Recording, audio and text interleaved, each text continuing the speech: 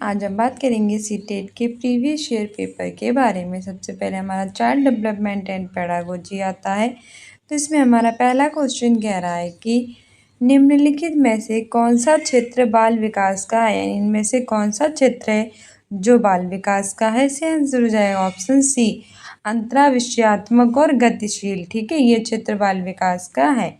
हमारी एक्सप्लेनेशंस भी कह रही है कि विकास एक सार्वभौमिक प्रक्रिया, बिल्कुल सही बात है। विकास यानी डेवलपमेंट कैसी प्रोसेस होती है, सार्वभौमिक। और विकास की प्रक्रिया गर्भ धारण करने से लेकर जीवन भर तक किसी न किसी रूप में चलती रहती है। जैसे व्यक्ति गर्भ धारण करता है तब ये प्रक्रिया स्टार्ट हो जाती है, और जब तक व्यक्ति की मृत्यु नहीं हो जाती तब तक ये प्रक्रिया चलती रहती है। ठीक है, इसकी गति कभी तीव्र और कभी मंद हो जाती है। कभी ये धीरे धीरे होता है विकास, कभी कभी तेज, लेकिन ये होता जरूर है, रुकता नहीं है। बाल विकास के अंतर्गत बालक के जन्म के बाद किशोर अवस्था तक अनेक महत्वपूर्ण शारीरिक और मानसिक परिवर्तन बालक के व्यक्तित्व को स्वरूप प्रदान करने में सभी परिवर्तन व्यवस्थित और कैसे होते हैं, समानुपात होते हैं। इस तरह होने वाले हर एक परिवर्तन पिछले परिवर्तन पर डिपेंड होता है। और इस पर गेसल है, उन्होंने एक परिभाषा भी दी है कि विकास मात्र प्रत्यय या फिर धारणा नहीं होता है। विकास का क्या किया जा सकता है, निरीक्षण, यानी विकास का निरीक्षण और मूल्यांकन भी कर सकते हैं, साथ उसे हम माप भी सकते हैं। जो बाल विकास होता है, चाइल्ड डेवलपमेंट होता है, उसका क्षेत्र वर्तमान समय में व्यापक जो तथ्य होते हैं उनको समाहित किए हुए है। इसके अंतर्गत किसी एक तथ्य पर विचार नहीं कर सकते, बल्कि बालक के संपूर्ण विकास पर हम क्या कर सकते हैं, विचार। शारीरिक, मानसिक, संवेगात्मक, सामाजिक, चारित्रिक, भाषा, रचनात्मक, सौंदर्य संबंधी और अंतर्विषयात्मक गतिशील क्षेत्र कैसे होते हैं, ये सभी बाल विकास के अंतर्गत आते हैं। क्वेश्चन है कि बाल विकास की अवधि का सही क्रम क्या है। आंसर उसमें हमारा हो जाएगा ऑप्शन डी।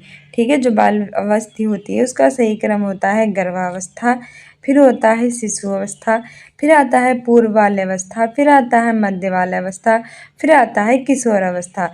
ठीक है, तो हमारा सही क्रम यही हो जाएगा गर्भावस्था, शिशु अवस्था, पूर्व बाल्यावस्था, मध्य बाल्यावस्था और किशोरावस्था। हमारे एक्सप्लेनेशंस भी है कि विकास को एक व्यापक शब्द के रूप में परिभाषित किया जा सकता है, जिसमें गुणात्मक और प्रगतिशील परिवर्तनों की एक श्रृंखला क्या होती है, शामिल होती है। मानव के विकास की विभिन्न चरणों में इसको विभाजित किया जाता है। बच्चों का विकास सामान्य से विशिष्ट की ओर अग्रसर होता है, और संवेदी अंगों में सामान्य से विशिष्ट शरीर के अंगों का प्रगति होती है। इस तरह से सही क्रम इसका गर्भावस्था, शिशु अवस्था, पूर्व बाल्यावस्था, मध्य बाल्यावस्था और किशोरावस्था है। नेक्स्ट है कि विकास प्रकृति और पालन पोषण के देश का परिणाम है। आंसर इसमें से हमारा हो जाएगा ऑप्शन सी, अंतःक्रिया। जो विकास यानी डेवलपमेंट होता है वो प्रकृति और अंतःक्रिया के पालन पोषण के का परिणाम है। ठीक है, हमारा नेक्स्ट क्वेश्चन कह रहा है कि जीन पियाजे के संज्ञानात्मक विकास के सिद्धांत के अनुसार अधिकतर बच्चे संतुलन, क्रमबद्धता और वर्गीकरण किस चरण में समझ लेते हैं। ये जीन पियाजे के 4 चरण होते हैं, उन्होंने 4 चरणों की बात की गई है। पहली संवेदीगामक है जो 0 से 2 वर्ष तक होती है, दूसरी पूर्व संक्रियात्मक है 2 से 7 होती है, तीसरी मूर्त है जो 7 से 11 होती है, चौथी औपचारिक यानी ज्ञान मूर्त है जो 11 से 18 यानी किशोर अवस्था तक होती है। ये पूछ रहा है कि इनमें से कौन सा विकास है जिसमें संतुलन, क्रमबद्धता और वर्गीकरण बच्चा सीख लेता है। हो जाएगा ऑप्शन सी, वे मूर्त संक्रियात्मक अवस्था थी जो तीसरी अवस्था थी जो 7 से 11 वर्ष तक रहती है। ठीक है, इसमें बच्चा संतुलन, क्रमबद्धता और वर्गीकरण सीख लेता है। ठीक है, याद रखना एग्जाम्स के लिए इम्पोर्टेंट है। नेक्स्ट है कि रीमा ने अभी हाल ही में तार्किक रूप से और बेहतर संयोजित रूप से अपनी प्रतिक्रिया की तार्किकता को स्पष्ट करते हुए प्रश्नों के उत्तर देने आरंभ किए हैं। जीन पियाजे के संज्ञानात्मक विकास के अनुसार उसने किस चरण में प्रवेश किया। से आंसर हो जाएगा ऑप्शन सी, मूर्त संक्रियात्मक अवस्था। ठीक है, जब रीमा ने तार्किक रूप उसके अंदर आ गया और उसने प्रतिक्रिया देना स्टार्ट कर दिया और अच्छे से, तो वह मूर्त संक्रियात्मक अवस्था में आ गई। ठीक है, ये तीसरी अवस्था होती है, इसे हम कहते हैं अनौपचारिक अवस्था। और ये कब से कब तक होती है, 7 से 11 वर्ष तक होती है। पहली संवेदी निगामक 0 से 2, दूसरी पूर्व संज्ञात्मक 2 से 7, तीसरी मूर्त 7 से 11, चौथी अमूर्त जो 11 से 18 होती है, जिसे हम औपचारिक भी कहते हैं। नहीं कि बच्चे अधिक समझ और ज्ञान रखने वालों के साथ अंतःक्रिया करके सीखते हैं। अधिगम का ये सिद्धांत डेस द्वारा दिए गए डेस सिद्धांत के दृष्टिकोण से सही है। से आंसर हो जाएगा ऑप्शन ए लेव वाइगोत्स्की सामाजिक संस्कृति, यानी कि बच्चे अधिक समझ और ज्ञान रखने वालों के साथ अंतःक्रिया कर के सीखते हैं। जो अधिगम का ये सिद्धांत लेव वाइगोत्स्की द्वारा दिए गए जो सामाजिक सांस्कृतिक सिद्धांत है उसके दृष्टिकोण में सही है। ऑप्शन ए सही हो जाएगा। नेक्स्ट है कि लेव वाइगोत्स्की के संज्ञानात्मक विकास के दृष्टिकोण के अनुसार एक अध्यापक को क्या करना चाहिए। से आंसर हो जाएगा ऑप्शन सी विद्यार्थियों को उसके अविष्टतम गुणों को प्राप्त करने में सहयोग देना चाहिए। ठीक है, लेव वाइगोत्स्की ने संज्ञानात्मक विकास के दृष्टिकोण के बारे में कहा था, उसके अनुसार एक जो टीचर होता है उसको विद्यार्थियों के जो अविष्टतम गुण होते हैं उसको प्राप्त करने में क्या करना चाहिए, उसका सहयोग यानी कि उसकी हेल्प करनी चाहिए। ठीक है, हमारी एक्सप्लेनेशन भी कह रही है कि लेव वाइगोत्स्की एक रूसी वैज्ञानिक थे। देखो इससे आपको कई क्वेश्चन क्लियर होंगे। लेव वाइगोत्स्की कैसे वैज्ञानिक थे, रूसी, जिन्होंने कौन सा सिद्धांत दिया था, सामाजिक सांस्कृतिक सिद्धांत दिया था। इस सिद्धांत में वाइगोत्स्की ने बच्चों में विकास में समाज और संस्कृति की भूमिका पर बल दिया था। उन्होंने कहा था कि बच्चों के विकास में हमारी सोसाइटी और हमारी जो संस्कृति हमारा कल्चर है उसकी काफ़ी महत्वपूर्ण भूमिका होती है। उसके अनुसार बच्चों के विकास की 3 मुख्य जरूरतें थी, जैसे कि सामाजिक अंतःक्रिया, संस्कृति और भाषा। तो आपसे पूछ लेगा कि किसके अनुसार बच्चे के विकास की 3 मुख्य जरूरतें थी। लेव वाइगोत्स्की के कौन कौन सी थी, सामाजिक अंतःक्रिया, संस्कृति और भाषा थी। वाइगोत्स्की के अधिगम के दौरान छात्रों की 3 आधारभूत आवश्यकताओं को प्रस्तावित किया है। ZPD zone of proximal development समीपस्थ विकास का क्षेत्र थी, आलम्बन पाड़ यानी कि स्कैफोल्डिंग, और MKO यानी कि मोर नॉलेजेबल अदर्स यानी कि दूसरों से अधिक जानकार अन्य है। ठीक है, तीनों की फुल फॉर्म पूछ रहा था कि zone of proximal development, more knowledgeable other, scaffolding यानी पाड़ और ढांचा, समीपस्थ विकास का क्षेत्र और दूसरों से अधिक जानना होता है। ये तीनों लेव वाइगोत्स्की ने ही दी थी। आलम्बन में बताया है कि शिक्षक जो होते हैं वो परिवारों और मित्रों के द्वारा बच्चों को उनके अधिगम में अस्थायी मदद की जाती है, यानी कि टीचर्स बच्चों की अस्थायी रूप से मदद करते हैं, थोड़ी देर के लिए मतलब हेल्प करते हैं, फिर बच्चे धीरे धीरे उसको अपने आप करना सीख जाते हैं। ठीक है, उनकी बच्चे जो होते हैं वो अपने आप सीखते हैं, बस टीचर्स उनकी बाड़ या ढांचा एक थोड़ी सी हेल्प करता है। MKO यानी कि मोर नॉलेजेबल अदर्स में माता पिता, अनुशिक्षक और यहाँ तक कि सहपाठी भी हो सकते हैं। इसके संज्ञानात्मक विकास के दृष्टिकोण के अनुसार एक जो टीचर होता है उसको स्टूडेंट्स को उनके अविष्टतम गुणों को प्राप्त करने में क्या होता है, सहयोग देना चाहिए। नेक्स्ट है कि जीन पियाजे और लॉरेंस कोहलबर्ग द्वारा प्रतिपादित सिद्धांतों के बारे में कौन सा कथन सही है। आंसर हो जाएगा ऑप्शन डी। दोनों सिद्धांत क्या करते हैं, अवस्थाओं को प्रतिपादित करते हैं। वो थ्योरीज आर स्टेज थ्योरीज। ठीक है, दोनों सिद्धांत अवस्थाओं को प्रतिपादित करते हैं। हमारी एक्सप्लेनेशंस भी कह रही है कि जो जीन पियाजे थे और जो लॉरेंस कोहलबर्ग थे उनके द्वारा प्रतिपादित सिद्धांत क्या करता है कि अवस्थाओं को प्रतिपादित करता है। पियाजे हैं बालकों में होने वाले जो नैतिक विकास है उसका क्रम से यानी लगातार अध्ययन करने के फलस्वरूप उन्होंने नैतिक विकास का भी अध्ययन किया। इसके द्वारा नैतिक विकास के एक निश्चित क्रम में और तार्किक क्रम होता है। इसकी 2 अवस्थाएं होती हैं, एक होती है परायत नैतिकता, एक होती है स्वायत्त नैतिकता।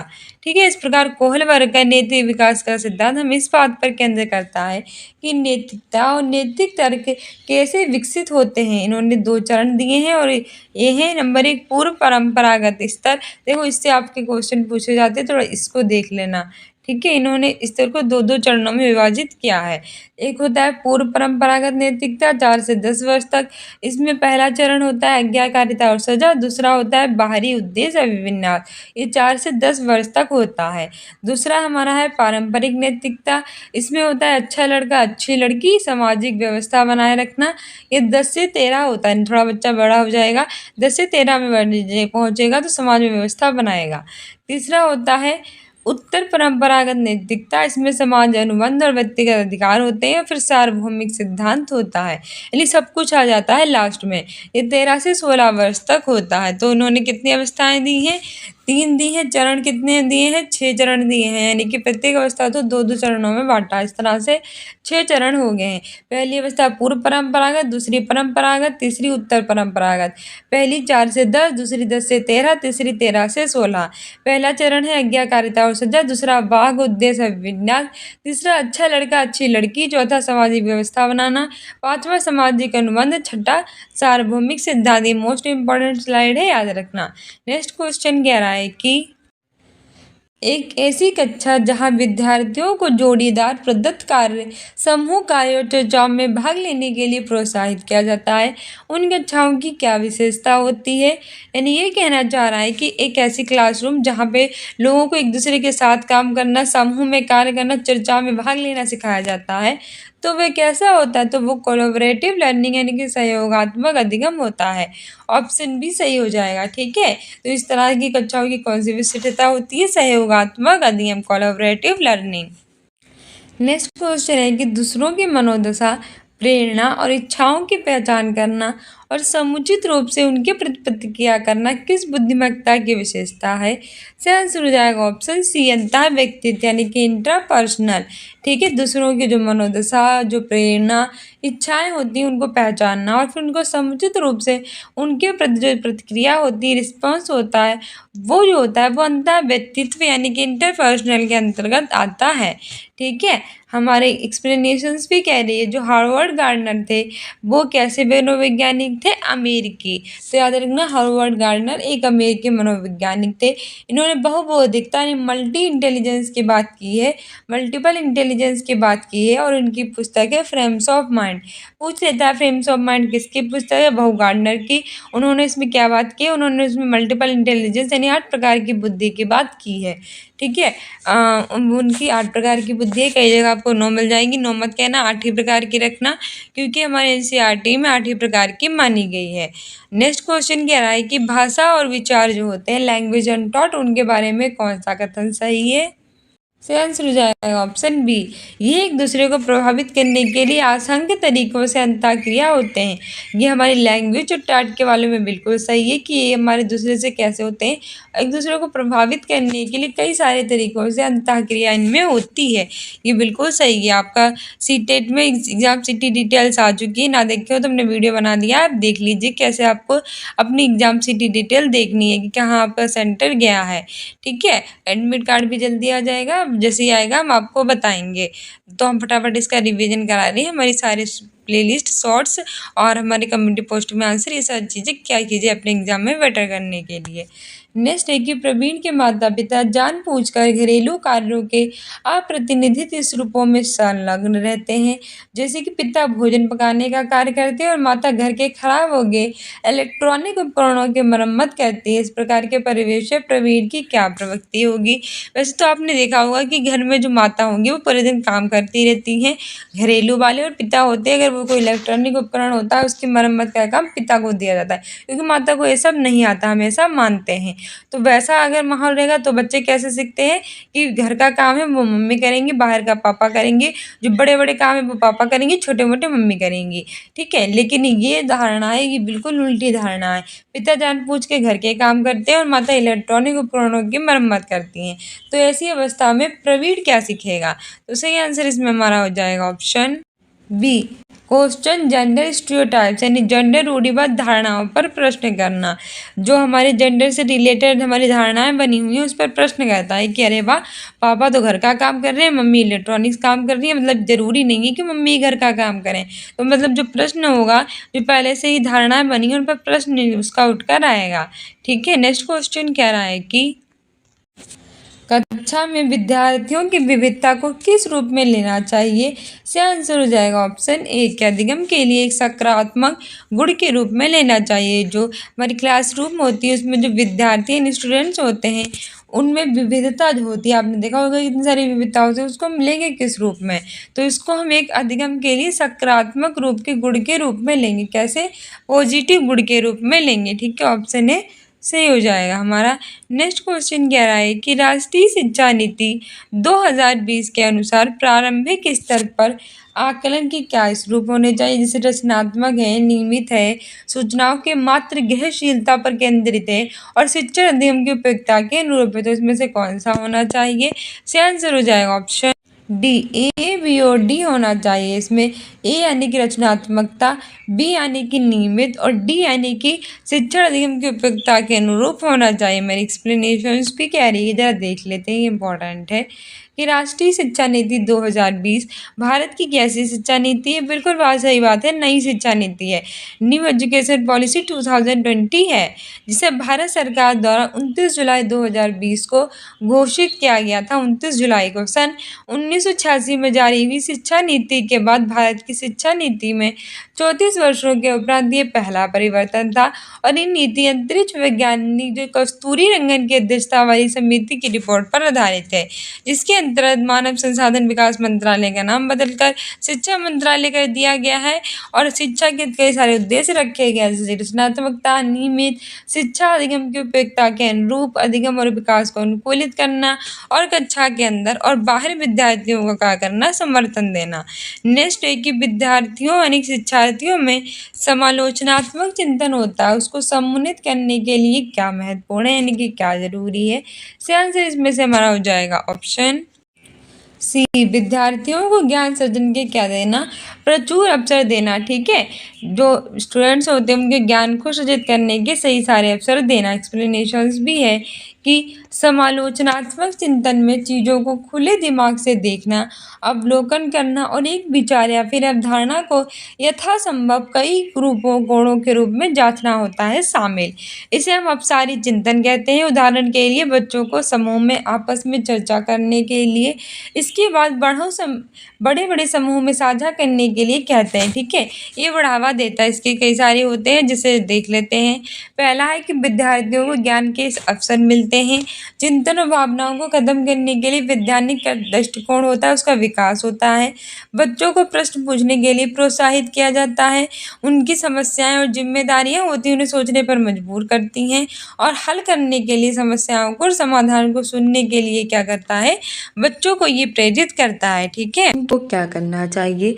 To promote inclusion a teacher should, option A है प्रतियोगिताओं को प्रोत्साहित करना चाहिए, इनकरेज कॉम्पिटिशन। ऑप्शन बी है कि अध्यापक केंद्रित शिक्षण शास्त्र विधियों को क्रियान्वित करना चाहिए, implemented teacher centred pedagogy. Option C है व्यक्तित्व विभिन्नताओं की अनदेखी करनी चाहिए, इग्नोर इंडिविजुअल डिफरेंसेस। और ऑप्शन डी है अधिगम के सार्वभौमिक अभिकल्प डिजाइन को क्रियान्वित करना चाहिए, practice universal design for learning. सही आंसर हो जाएगा इसमें हमारा ऑप्शन डी कि अधिगम के सार्वभौमिक विकल्प यानी डिजाइन को क्रियान्वित करना चाहिए। ठीक है, समावेशन को सम्मानित करने के लिए अध्यापक ये कर सकते हैं। प्रतियोगिता को कभी भी प्रोत्साहित नहीं करना चाहिए, क्योंकि अगर आप कंपटीशन को इंकरेज करेंगे तो बच्चे कभी सीख नहीं पाएंगे, वो हमेशा कंपटीशन ही करते रह जाएंगे। साथ ही अध्यापक केंद्रित शिक्षण शास्त्र विधियों को क्रियान्वित नहीं करना चाहिए। हमें स्टूडेंट्स केंद्रित शिक्षण शास्त्र ऐसी विधि अपनानी चाहिए, ना कि अध्यापक केंद्रित। व्यक्तित्व विभिन्नताओं को अनदेखा करना हमारा कर्तव्य नहीं है। हमें तो व्यक्तित्व विभिन्नताओं को उनकी जो है कभी भी अनदेखा नहीं करना चाहिए। हमें तो उनकी भिन्नताओं के बारे में समझना चाहिए, उसके आधार ठीक है, उन्हें अनदेखा नहीं करना चाहिए, उन्हें आगे लेकर आना चाहिए कैसे क्या होता है। ठीक है, तो ऑप्शन डी सही हो जाएगा कि अधिगम के सार्वभौमिक विकल्प डिजाइन को हमें क्या करना चाहिए, क्रियान्वित। हमारी एक्सप्लेनेशंस भी कह रही है जो समावेशी कक्षा होती है वो उस शिक्षा प्रणाली को संदर्भित करता है जिसमें शारीरिक, बौद्धिक, सामाजिक, भाषाई और अन्य विकलांग स्थितियों की परवाह किए बिना सभी बच्चों को क्या किया जाता है, शामिल। एक समावेशी कक्षा केवल जो विकलांग बच्चे होते हैं उन तक सीमित नहीं होती है, मतलब ऐसा नहीं होता है समावेशी कक्षा में इसकी सिर्फ विकलांग है जिसमें कोई डिसेबिलिटी है वही शामिल हो, इसमें प्रतिभाशाली बच्चे भी शामिल हो सकते हैं। यानी कि इसमें साधारण बच्चे और विशेष आवश्यकता वाले बच्चे दोनों को एक साथ शामिल किया जा सकता था। वही शिक्षा समावेशी शिक्षा कहलाती है जिसमें सामान्य और विशेष बच्चे एक साथ शिक्षा ग्रहण करते हैं, और ऐसी शिक्षा ग्रहण वाले कन्या कक्षा को हम समावेशी कक्षा कहते हैं। इसमें प्रतिभाशाली बच्चे आ सकते हैं, आर्थिक रूप से वंचित बच्चे, मतलब जिन्हें आर्थिक रूप से सुविधा ना मिली उनसे वंचित बच्चे आ सकते हैं, दूरस्थ आबादी के बच्चे, जाति, भाषाई और जो सांस्कृतिक अल्पसंख्यक है उनसे संबंधित बच्चे भी आ सकते हैं तथा जो अन्य दलित समूह के बच्चे हैं वो भी इसमें शामिल होते हैं। तथा समावेशन को सम्मानित करने के लिए जो अध्यापक हैं उनको कई सारी चीज़ें करनी चाहिए, जैसे कि अधिगम के सार्वभौमिक विकल्प डिजाइन को क्रियान्वित करना चाहिए। शिक्षक को छात्रों के जो मानसिक स्तर है उसके अनुरूप उपयुक्त शिक्षोपकरण, सहायक शिक्षण सामग्री और शिक्षण विधियों का भी प्रयोग जो है वो करना चाहिए। नेक्स्ट क्वेश्चन हमारा असर्शन है और रीजन वाला है। असर्शन कह रहा है कि for successful inclusion of students belonging to disadvantaged groups it is important to include aspects of their culture through various activities. Reason हमारा है कि sense of belonging factors fosters the motivations to learn. Choose the correct option, सही विकल्प चुनना है। अभी कथन ये है कि जो वंचित समूह के विद्यार्थी होते हैं उनके समावेशन को सफल बनाने के लिए महत्वपूर्ण है कि उनकी जो संस्कृति है उसके पहलुओं को विभिन्न गतिविधियों के माध्यम से शामिल करें। अब बताओ ये वाला सही है कि नहीं सही है। तर्क कह रहा है कि जो अपनापन होता है उसका बोध सिखाने के लिए अभिप्रेरित करता है, तो मैं सही विकल्प चुनना है। ऑप्शन है both A and R R true and R is the correct explanation of A, यानी कि जो ए और आर है दोनों सही हैं, जो आर है वो ए की सही व्याख्या है करता है। नेक्स्ट है कि both A and R true but R is not the correct explanation of A, यानी कि ए और आर दोनों सही तो हैं लेकिन आर जो है वो ए की सही व्याख्या नहीं कर रहा है। थर्ड है ये is true but R is false, ये तो सही है लेकिन आर गलत है। फोर्थ है कि both A and R false, यानी ये और दोनों कैसे हैं, गलत हैं। सही आंसर हो जाएगा इसमें हमारा ऑप्शन ए की ए और दोनों सही हैं और आर एक की सही व्याख्या कर रहा है। यानी जो वंचित समूह के विद्यार्थी हैं उनके समावेशन को सफल बनाने के लिए महत्वपूर्ण होता है कि उनकी संस्कृति के पहलुओं को विभिन्न गतिविधियों के माध्यम से शामिल करें। बिल्कुल सही बात है और इसका कारण भी सही है कि अपनेपन का बोध सिखाने के लिए अभिप्रेरित करता है। ठीक है, हमारी एक्सप्लेनेशंस भी कह रहा है कि वंचित समूह के विद्यार्थियों के समावेशन को सफल बनाने के लिए महत्वपूर्ण होता है कि उनकी संस्कृति के पहलुओं को विभिन्न गतिविधियों के माध्यम से क्या किया जाए, शामिल, क्योंकि इससे क्या होता है कि अपनेपन का बोध सीखने के लिए वो अभिप्रेरित करता है। साथ ही अभिप्रेरणा विद्यार्थियों को सीखने के लिए लगातार क्रियाशील रखती है। इसका कार्य बच्चों को क्रिया विशेष करने की ओर धकेलना ही नहीं बल्कि उसमें एक ऐसी ऊर्जा उत्पन्न करना होता है जो लगातार क्रियाशील रहती है। वंचित बच्चों को भी प्रेरित करके उन्हें शिक्षित कर सकते हैं, चाहे वे किसी भी संस्कृति के क्यों ना हो। इस तरह से ए और आर दोनों सही है और सही व्याख्या भी कर रहा है। ठीक है, नेक्स्ट क्वेश्चन कह रहा है कि use of necessary optical aids and adaptations like large font size, magnifiers, etc. are especially important for inclusion of student with यानी कि प्रकाशिक सहायक सामग्री और अनुकूलन, जैसे कि फंट का बड़ा आकार, शब्दों का बड़ा आकार, आवर्धक सामग्री आदि कौन से विद्यार्थियों के समावेशन के लिए विशेष रूप से महत्वपूर्ण है। ऑप्शन ए है दृष्टि की आंशिक क्षति, partial loss of sight. Option B है श्रवण बाधिक, हेयरिंग इम्पेयरमेंट। ऑप्शन सी है संवेदी बंधिक, सेंसरी इम्पेयरमेंट। ऑप्शन डी है दृष्टि की समग्र कुल क्षति, टोटल लॉस ऑफ साइट।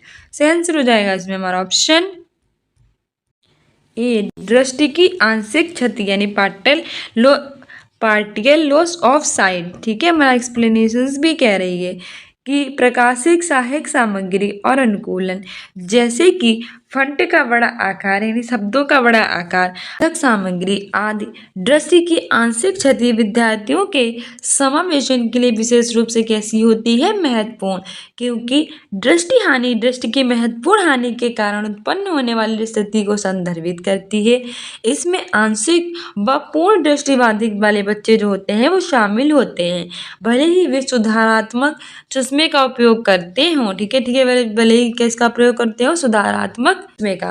दृष्टि हानि के प्रकृति और मात्रा प्रत्येक बच्चों में कैसी होती है, अलग अलग। इसीलिए प्रभावी ढंग से सीखने के लिए जो दृष्टिबाधित होते हैं वैसे छात्रों को दृष्टि हानि के प्रकार और मात्रा के आधार पर शिक्षण अधिगम प्रभावों और सामग्रियों के लिए विशिष्ट अनुकूलन की क्या हो सकती है, आवश्यकता हो सकती है। नेक्स्ट क्वेश्चन कह रहा है कि स्वलीनता विकार से जूझ रहे ऑटिज्म विद्यार्थियों की प्रायः कौन सी दृढ़ समर्थकता है, यानी कि students having autism often carry strength of theirs.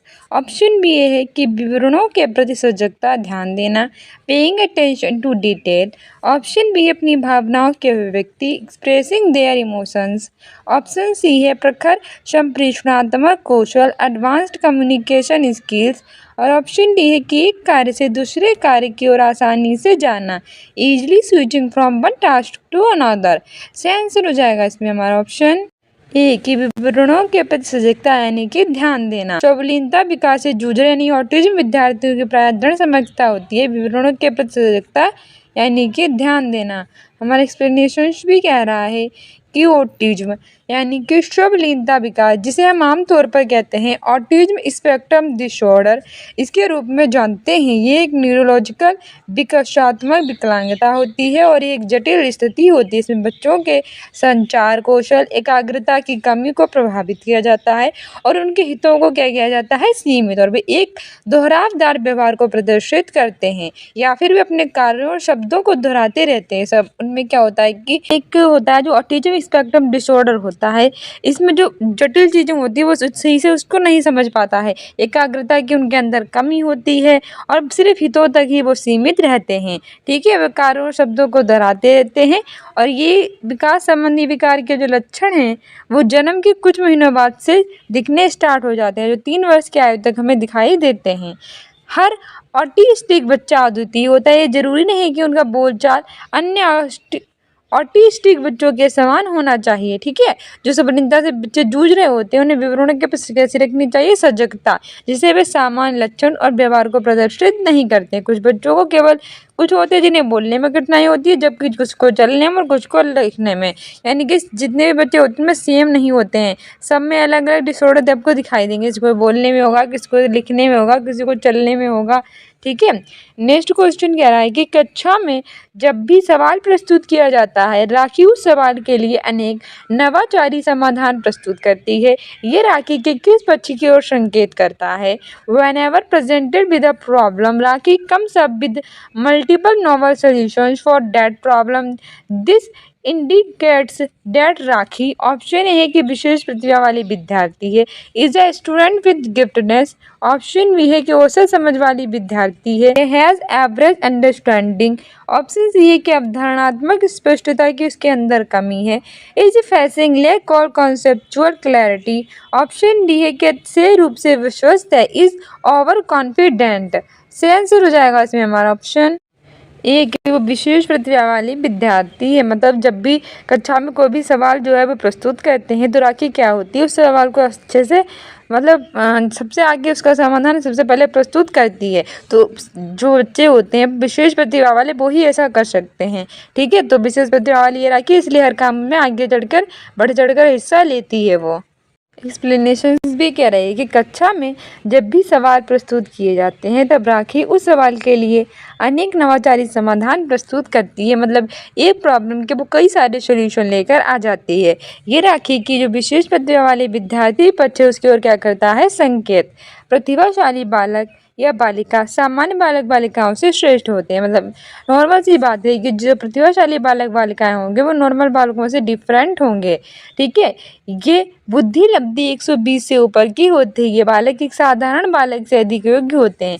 एक जितना नॉर्मल बालक होता है उससे ज़्यादा योग्य होते हैं। ये बालक साधारण बालक की कक्षा में अरुचि को महसूस करते हैं और कक्षा में कोई उत्तेजना है वो उन्हें नहीं मिलती है। जैसे कि टर्मन और ऑर्डन ने उन्होंने भी कहा है कि प्रतिभाशाली बालक शारीरिक गठन, सामाजिक समायोजन, व्यक्तित्व के लक्षणों, विद्यालय की उपलब्धि, खेल की सूचनाएं और रुचियों की बहुरूपता में कैसे होते हैं, सामान्य बालकों से बहुत ज़्यादा श्रेष्ठ ये होते हैं। ऐसे बालक जिनकी औसत आयु जो होती है बहुत अधिक होती है वे विशेष प्रतिभा वाले विद्यार्थी कहे जाते हैं। नेक्स्ट हमारा असर्शन और रीजन वाला है। असर्शन है कि teacher should choose pedagogy and content which wides formation of new knowledge and advance higher order skills among students. Reason कह रहा है कि children have ability to construct and interpret new knowledge। तो हमें करेक्ट ऑप्शन को choose करना है। अध्यापक को ऐसी शिक्षण शास्त्रीय प्रविधियों और विषय वस्तु का चयन कर लेना चाहिए जो कि विद्यार्थियों में नवीन ज्ञान के सृजन और उच्च क्रमणीय कौशल को समुन्नत करने का कार्य करती है। जबकि तर्क है कि बच्चों में नवीन ज्ञान के सृजन और उसकी व्याख्या करने की क्या होती है, योग्यता होती है। तो हमें सही विकल्प चुनना है। पहला है कि both A and R true and R is the correct explanation of A, यानी कि ई और आर दोनों सही हैं और आर जो है वो ए की क्या कर रहा है, सही व्याख्या। दूसरा है कि both A and R true, R is not the correct explanation of A, यानी और दोनों सही तो हैं लेकिन सही व्याख्या नहीं कर रहे हैं। थर्ड है कि A is true but R is false, यानी ये वाला तो सही है लेकिन आर वाला गलत है। और फोर्थ कह रहा है कि both A and R false, यानी ये और दोनों गलत हैं। सही आंसर हो जाएगा इसमें हमारा ऑप्शन ए कि ए और आर दोनों सही हैं और जो आर है वो ए की क्या कर रहा है, सही व्याख्या। हमारी एक्सप्लेनेशन भी कह रही है कि अध्यापक विषय अनुसार तथा परिस्थिति के अनुसार जो विभिन्न शिक्षण युक्तियाँ हैं उनका प्रयोग कर शिक्षण को प्रभावशाली और सुगम बना सकते हैं। ठीक है, मतलब कई सारे जो हैं वो टीचिंग लर्निंग मटेरियल का प्रयोग करके हम जो टीचिंग है उसको बहुत ही इफेक्टिव बना सकते हैं। अध्यापक को ऐसी शिक्षण शास्त्रीय प्रविधियाँ और जो विषय वस्तु है उसका चयन कर लेना चाहिए जो कि विद्यार्थियों में नए ज्ञान के सृजन और उच्च क्रमी को समुन्नत करने का क्या करे, कार्य करती है। ठीक है, क्योंकि बच्चों में नवीन ज्ञान के सृजन और उसकी व्याख्या करने की उसके अंदर योग्यता होती है। शिक्षण युक्तियाँ विषय को समझने में जो छात्र होते हैं उनको क्या प्रदान होती है, सरलता। विभिन्न युक्तियों के प्रयोग से ज्ञान का संप्रेषण छात्र की ओर तीव्र गति से, यानी बहुत ही तेजी गति से होता है और छात्र कम से कम समय में अधिक ज्ञान को क्या कर लेते हैं, अर्जित। इसके साथ ही साथ जो शिक्षण युक्तियाँ होती हैं वो बच्चों में इंटरेस्ट को भी जागृत करती हैं। नेक्स्ट क्वेश्चन कह रहा है कि माया ए 14 years old girl learns to paint by watching YouTube videos on a young painter. She believes that she is capable of painting and follows the producers diligently. Maya's learning can be termed as, यानी कि 14 वर्ष की जो माया है वो एक युवा चित्रकार के वीडियो हमारे यूट्यूब पर देखकर पेंटिंग करना सीखती है। आजकल तो आप लोग देख रहे होंगे कि जो कोई होता है वो यूट्यूब पर देखकर सीख लेता है, मतलब खाना बनाना हो, पेंटिंग हो, डांस हो, टीचिंग हो, मतलब जैसे आप पढ़ रहे हैं वैसे बाकी पढ़ना हो तो ये सब चीज़ें यूट्यूब पर देखकर सीख ली जाती है। तो ऐसी 14 वर्षीय माया है वो भी युवा चित्रकार के वीडियो देखती है और यूट्यूब पर देखकर पेंटिंग करना सीख लेती है और वे इस बात पे विश्वास भी करने लगी है कि वो पेंटिंग करने की क्षमता रखती है और सचेतता के साथ प्रक्रियाओं का अनुसरण करती है। तो माया के अधिगम को एक कौन सी संज्ञा दी जाती है? ऑप्शन ए है सहयोगात्मक अधिगम, कोलैबोरेटिव लर्निंग। ऑप्शन बी है निष्क्रिय अनुकरण, पैसिव इमिटेशन। ऑप्शन सी है अवलोकनात्मक अधिगम, ऑब्जर्वेशन लर्निंग। ऑप्शन डी है परासंज्ञान, मेटाकॉग्निशन। सही आंसर हो जाएगा ऑप्शन सी, ऑब्जर्वेशन लर्निंग, अवलोकन अधिगम। ठीक है, हमारा एक्सप्लेनेशन भी कह रहा है कि 14 वर्ष की जो माया है वे एक युवा चित्रकार की वीडियो यूट्यूब पर देखती है और पेंटिंग करना सीखती है। तो इस बात में विश्वास करती है कि पेंटिंग करने की उसके अंदर क्या है, क्षमता है और वे सचेतता के साथ प्रक्रियाओं का भी क्या कर रही है, अनुकरण। माया ने अधिगम को अवलोकनात्मक अधिगम की संज्ञा दी है। साथ ही अवलोकनात्मक अधिगम जो होता है वो होता क्या है, दूसरे के व्यवहार को देखकर जब हम सीखने की प्रक्रिया होती है तो वही अवलोकनात्मक कहलाता है। ठीक है, ये दूसरों द्वारा निष्पादित आदर्श व्यवहार को देखने, बनाए रखने के लिए और दोहराने के रूप में भी होती है। ये नकल से अलग होता है और पर्यवेक्षक मॉडल के व्यवहार को नकल और पुनः पेश करता है। यानी कि ये नकल करना एक तरह से नहीं होता है, जैसा देखो वैसा करो, ये उसकी तरह से मतलब ये होता है कि पर्यवेक्षक मॉडल के व्यवहार को नकल करता है, मतलब उसे अच्छे से सीखता है। अवलोकन संबंधी अधिगम में हम जो सोचते हैं, जो न्याय करते हैं और न केवल कुछ चीज़ें करने के लिए सोचते हैं, बल्कि होता क्या है कि हमें बताते कि भी हैं कि हमारे कार्य का जो परिणाम है वो क्या होगा। अवलोकन द्वारा अधिगम मानव अधिगम की एक सामान्य और प्राकृतिक विधि होती है तथा माया ने अधिगम को अवलोकनात्मक अधिगम की जो है वो संज्ञा दी है। नेक्स्ट क्वेश्चन कह रहा है कि learning happens more effectively if, यानी कि जो अधिगम है वो अधिक प्रभावशाली रूप से होता है अगर। ऑप्शन ये है कि कक्षा का वातावरण भय मुक्त हो, यानी classroom environment is fearless. Option B है कि अध्यापक विद्यार्थियों के अधिगम संबंधित व्यक्तिगत अंतरों को अनदेखा कर दे। Teacher ignores individual differences related to learning among students. Option C है कि पढ़ाई की जो विषय वस्तु है बहुत जटिल और अमूर्त है। Content taught is very complex and abstract. Option D है कि विद्यार्थियों के मतों को प्रत्येक की व्याख्या के दौरान ना अपनाया जाए। Student opinions are not accounted in the discussions of concept.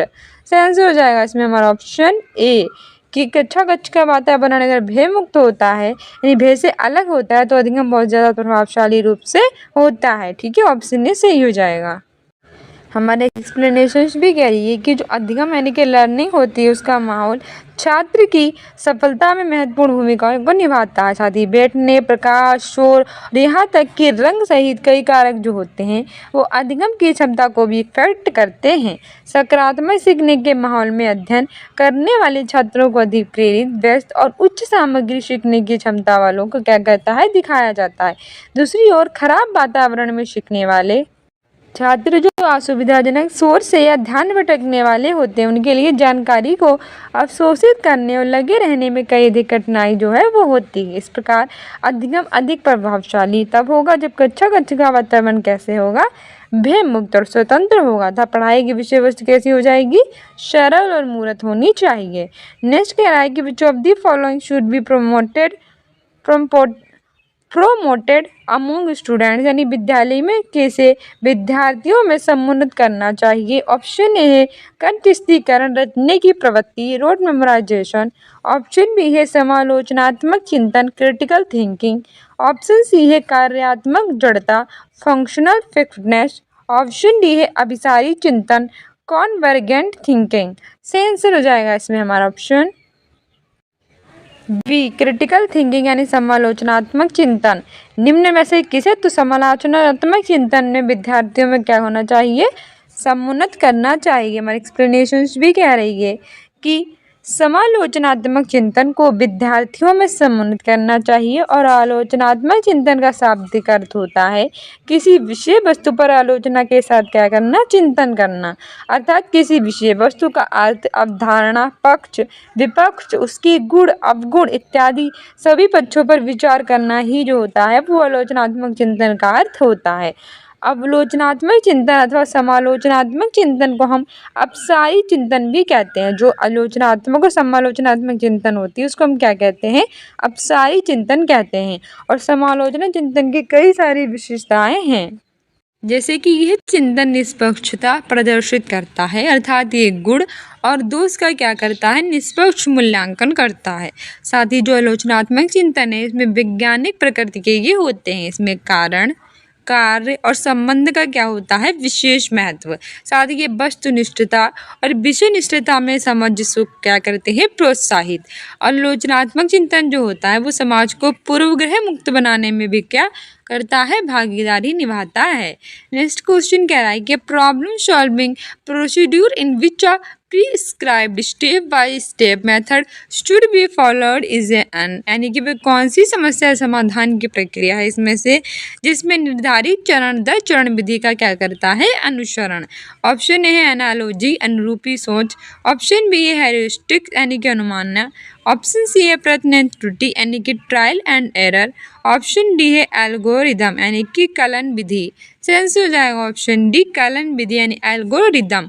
ठीक है, वह कलन विधि समस्या समाधान की प्रक्रिया है जिसमें निर्धारित चरण दर चरण विधि का क्या करते हैं, अनुसरण किया जाता है। हमारे एक्सप्लेनेशन भी कह रहे हैं कि जो कलन विधि होती है यानी कि एल्गोरिथम होता है, ये समस्या समाधान यानी प्रॉब्लम सॉल्विंग क्या होती है, एक प्रोसेस यानी कि प्रक्रिया होती है जिसमें कुछ निर्धारित चरण होते हैं, चरण दर चरण विधि का हम अनुकरण करते हैं। साथ ही कलन विधि एक प्रकार का सूत्र भी होती है जो किसी भी सवाल को हल किया जाता है जिसके द्वारा। इस प्रक्रिया में कुछ सीमित हमारे पास नियम होते हैं और नियमों को हम एक के बाद क्या करते हैं कि लिखते हैं और ये नियम किसी प्रक्रिया को दर्शाते हैं। साथ ही एल्गोरिथम जो होता है वो क्रम के अनुसार चरण दर चरण भी कार्य करता रहता है और अंतिम में क्रम जो होता है इसका बीच में सारे क्रम अलग अलग कार्य भी करते हैं। इससे छात्र किसी समस्या का समाधान बिना किसी त्रुटि के भी कर सकता है। इस कलन विधि जो एल्गोरिथम होता है इसकी सीरीज ऑफ स्टेप्स भी कहते हैं। किसे क्या कहते हैं, सीरीज ऑफ स्टेप्स। नेक्स्ट कह रहा है कि which of the following statements are true regarding assessment of learning, यानी कि इसमें से वो कौन सा कथन है जो अधिगम के लिए आकलन के संबंध में सही है। ऑप्शन ए है कि भय पैदा करने के लिए कॉपी में सभी त्रुटियों पर लाल स्याही से घेरा बना देना चाहिए। हमें क्या करना चाहिए कि all errors must be marked with red circles in the notebook in the induce fear. Option B है कि विद्यार्थी के अधिगम के बारे में जानने के लिए त्रुटियों को एक अवसर के रूप में लेना चाहिए। Error should be used as opportunities to know about students learning. Option C है कि सहपाठी आकलन का प्रयोग एक दूसरे को प्रतिपुष्टि देने के लिए किया जा सकता है। Peer assessment can be used as a way of feedback to each other. Option D है कि विद्यार्थियों द्वारा किए गए त्रुटियों के प्रतिरूपों के प्रति अध्यापक को सजग होना चाहिए। Patterns in students errors must be taken care by the teachers. Option A I and first and second, यानी ये पहला और दूसरा दोनों सही है। ऑप्शन बी है first second and third only, यानी पहले दूसरे और तीसरे सिर्फ सही है। तीसरा कह रहा है कि थर्ड एंड फोर्थ ओनली, केवल तीसरा और चौथा सही है। चौथा कह रहा है कि first second third and fourth only, केवल दूसरा तीसरा और चौथा सही है। सही आंसर हो जाएगा इसमें हमारा ऑप्शन डी की only second third and fourth वाला सही है। ठीक है, हमारी एक्सप्लेनेशन भी कह रही है कि जो अधिगम है यानी कि लर्निंग है, इसके आकलन में सीखने की प्रक्रिया को बच्चा कितना सीखा है, इससे हम बच्चों के सीखे हुए जो ज्ञान है तथा बच्चों के अंदर सृजन किए जो ज्ञान है उसको क्या करते हैं, मापते हैं। साथ ही इसे अधिगम का हम आकलन भी कहते हैं। यानी छात्र एक समय सीमा में कितनी जानकारी प्राप्त करता है, इसको जानना अधिगम को आकलन होता है। साथ ही शिक्षक पढ़ाते हैं और छात्र पढ़ते हैं। इस माध्यम से छात्र अवधारणा, सूचनाएं, कई तरह की जानकारियाँ, कौशल छात्रों में शिक्षा के अनुरूप जो है वो भी आते रहते हैं और तब हम एक खास समय के बाद जानने का भी प्रयास करते हैं कि छात्र ने कितना सीखा है। ये अधिगम के लिए आकलन है और अधिगम के लिए आकलन में कई सारी बातें आती हैं, जैसे कि जो विद्यार्थी होते हैं उनके अधिगम के बारे में जानने के लिए त्रुटियों को एक अवसर के रूप में लेना चाहिए। ठीक है, जो विद्यार्थी होते हैं वो उन्होंने कितना जाना उसको हम कैसे लेंगे, एक अधिगम के रूप में, मतलब एक अवसर अपॉर्चुनिटीज़ के रूप में। सहपाठी आकलन का प्रयोग एक दूसरे को प्रतिपुष्टि यानी फीडबैक देने के लिए भी कह सकते हैं। विद्यार्थियों द्वारा की गई जो त्रुटियां एरर्स हैं उसके प्रतिरूपों के प्रति अध्यापकों को भी क्या होना चाहिए, सजग होना चाहिए। नेक्स्ट हमारा असर्शन और रीजन वाला है। असर्शन है कि school should consider and cater to the emotional side of learning. Reason है कि emotions are inseparable from cognition, choose the correct option.